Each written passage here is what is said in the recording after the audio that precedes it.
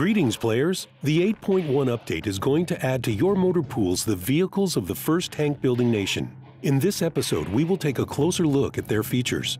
So let's see what the steel beasts from Old Blighty are like. The British tank designs were influenced by two opposing concepts of tank tactics in the middle of the 20th century.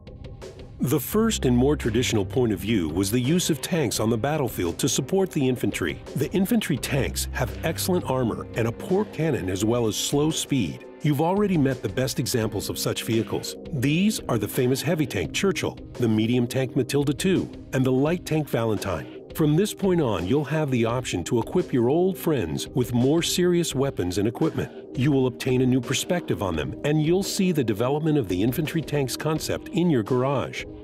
The other significant concept of tank usage emphasized mobility, in which tanks would do fast raids in the enemy rear areas. Cruiser tanks have thinner armor, whilst their speed is higher. Players have already met tanks of this branch. These are the air mobile tank Viertracht, the cruiser tank Crusader, and the heavy Cromwell, and of course, the tank known by everyone who has an interest in tank history, Comet. This was the best British tank to see service in World War II, and this heavy cruiser laid the way for the capital or universal tank. These two concepts are completely opposite with their own pros and cons. In the following years, excellent examples of tank building such as the medium tank Centurion and the heavy tank Conqueror were created. The top-tier tanks of the British tree are experimental and computed vehicles that didn't take part in any battles of World War II. These tanks may interest you with their features. The outlay of the FV215B will impress players with its futuristic design, whilst the FV4202 might be a nasty surprise for commanders of French tanks and self-propelled guns in particular, with its powerful weapon.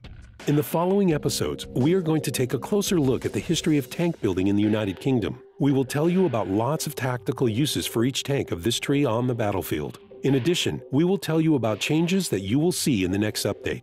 See you next time!